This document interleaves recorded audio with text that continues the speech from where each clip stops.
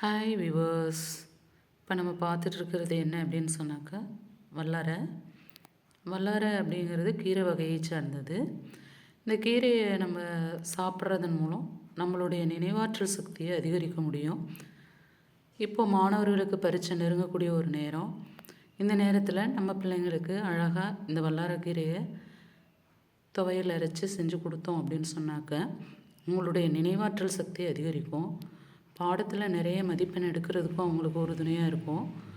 நல்ல அறிவுள்ள மாணவர்களை உருவாக்குறதுக்கு இந்த கீரையும் ஒரு பயனுள்ள மருந்தாக இருக்குது.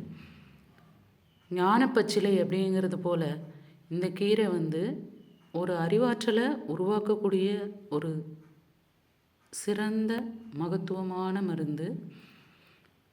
இந்த கீரை கிடைக்கின்ற நேரங்களில் நீங்கள் வாங்கி உங்களோட வீடுகளில் சேமித்து வச்சுக்கோங்க. சேமித்து வச்ச அந்த கீரைகளை நிழலில் காய வச்சு பொடி பண்ணி கூட நம்ம என்ன செய்யலாம் அப்படின்னு சொன்னாக்கா பிள்ளைங்களுக்கு மருந்து பொருள் போல் தண்ணீரில் கலந்து கொடுக்கலாம். இப்படி குடிக்கும்போது அவங்களுடைய நினைவாற்றல் சக்தி அதிகரிக்கும். வயதானவர்களுக்கும் இது ஒரு ஞானப்பச்சிலையாக தான் இருக்குது. நினைவாற்றல் குறைவு அப்படிங்கிறது வயதானவர்களுக்கும் இருக்கக்கூடிய ஒரு பெரிய பிரச்சனை. இதுபோல் நினைவாற்றல் கம்மியாக இருக்கக்கூடியவங்க இந்த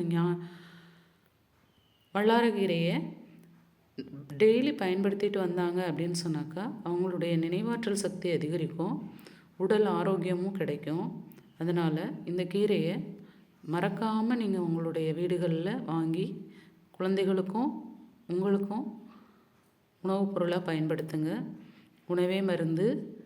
வேறு மருந்துகளை தேடி நம்ம போக வேண்டிய அவசியமே நமக்கு கிடையாது.